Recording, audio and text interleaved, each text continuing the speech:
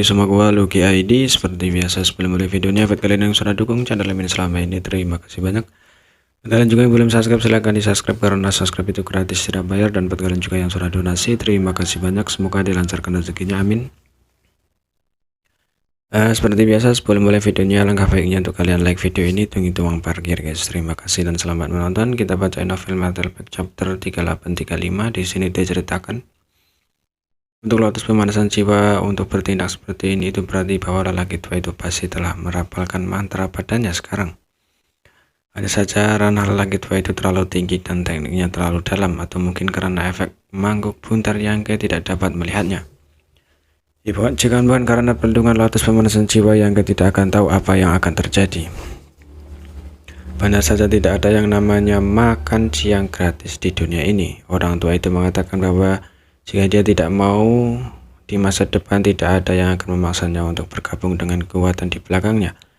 Tapi dia bertindak sekarang, jadi dia benar-benar tidak mau. Kemungkinan dia tidak akan memiliki hasil akhir yang baik. Namun karena dia sudah ada di sini, tidak mungkin baginya untuk mundur. Selain itu, Yang juga bersedia pergi ke tempat-tempat dengan banyak orang untuk menanyakan informasi.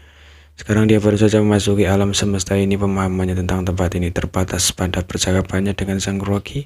Segala sesuatu yang lain adalah misteri baginya. Jadi dia bisa mengikuti laki tua itu ke dalam kekuatan dan menyelidiki dengan cermat. Itu akan menjadi ide yang baik untuk merencanakan secara perlahan. Di sisi lain, Yang agak menantikan sang Rocky dipancing ke sini juga. Jika Rocky ditelan oleh serangga segel sekudang bersamanya, jika dia beruntung, dia mungkin dapat muncul di suatu tempat yang tidak terlalu jauh dan ditarik ke sini oleh lelaki tua itu.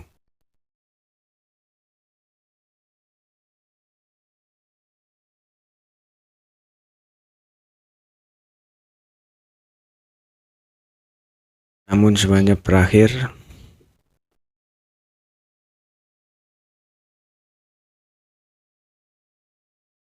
ketika berita tentang kejatuhan 5 pesugihan laut menyebar. Pesugihan laut yang masih hidup di benua terapung dari base camp klan tidak semuanya bingung. Bukankah bintang pembunuh seharusnya terperangkap di dalam tunggu semesta? Bagaimana dia bisa muncul di sini? Bagaimana dia melarikan diri? Namun tidak peduli metode apa yang digunakan untuk melarikan diri dari tunggu semesta, yang sekarang menjadi order ke-9 diktatirkan untuk menjadi musuh besar klan tinta. Terlebih lagi penampilannya kali ini telah mempengaruhi seluruh domain E5, menyebabkan kerusakan besar pada pasukan klan tinta. Kematian klan mereka menyebabkan rasa krisis muncul di hati para master klan tinta. Pesugihan laut berkepala sapi melambaikan tangannya dan berteriak, Yang telah kembali. Kita bukan tandingannya dalam pertarungan 1 lawan 1. Bahkan jika kita membentuk formasi pertempuran, kita tidak bisa mendapatkan keuntungan apapun melawan sungai anehnya. Sekarang Wahyu dan yang lainnya sudah mati. Yang pasti akan datang mencari kita lagi. Mulai sekarang kita harus bertindak bersama dan tidak dibiarkan sendiri. Kita tidak boleh memberinya kesempatan untuk mengambil keuntungan dari kita. Adapun masa depan, kita akan menunggu perintah dari Sir Monaye. Bagaimana menurut kalian semua? Tak satu pun dari pesugihan laut yang keberatan. Semuanya mengaku setuju menghadapi lawan yang begitu kuat seperti Yang dan metode anehnya. Hanya dengan bersatu mereka bisa merasakan rasa aman. Setelah mencapai konsensus, kelompok pesugihan laut tidak lagi berani berpisah dan berkumpul bersama, menggunakan definisi mereka untuk memantau lingkungan mereka dan menjaga dari Yang. Di sisi lain, setelah membunuh 5 raja semu yang terperangkap, Yang mengguncang sungai ruang waktu, dan dalam sekejap mata mayat yang terhitung jumlahnya ditarik keluar. Ini adalah klan tinta yang telah tersedot ke sungai ruang waktu. Ketika pesugihan laut jatuh ke sungai Space Team, mereka masih bisa mengandalkan kekuatan mereka sendiri untuk menahan serangan dari ribuan konsep tahu. Jadis tidak bertahan, tetapi klan tinta di bawah ranah pesugihan laut tidak memiliki kemampuan ini. Bahkan jika penguasa wilayah jatuh ke sungai ruang waktu, mereka hanya akan bisa bertahan untuk waktu yang singkat. Adapun klan tinta di bawah wilayah tuan wilayah, saat mereka tersambung ke sungai, mereka pada dasarnya akan musnah. Ketika Yang bertarung di medan perang, jumlah anggota klan tinta telah tersambung ke sungai ruang waktu mungkin berjumlah jutaan. Pada saat ini, segunung tulang menumpuk di depannya menyebabkan banyak master Orde ke-8 dan kulit kepala rasuci tergelitik. Mereka semuanya bisa menghela nafas. Pria ini sudah terkenal ketika dia baru menjadi Orde ke-8. Tetapi sekarang setelah dia menembus Orde ke-9, dia mungkin adalah penguasa terkuat dari ras manusia. Metode pembunuhan semacam ini adalah sesuatu yang tidak dapat ditanding oleh para Master Orde ke-9 lainnya. Tunggu di sini sebentar, aku akan segera kembali. Saat yang berbicara, dia menyingkirkan sungai ruang waktu, berdiri, maju selangkah, dan menghilang. Zogyo, yang Hua, dan yang lainnya awalnya ingin bertanya pada Yang apa yang direncanakan selanjutnya. Tetapi melihat ini, mereka hanya bisa menelan rasa penasaran mereka. Tidak tahu apa yang dia rencanakan, namun sekarang mereka mengerti apa yang dilakukan Yang.